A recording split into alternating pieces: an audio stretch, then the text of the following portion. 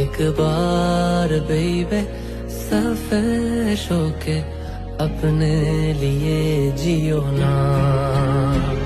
एक बार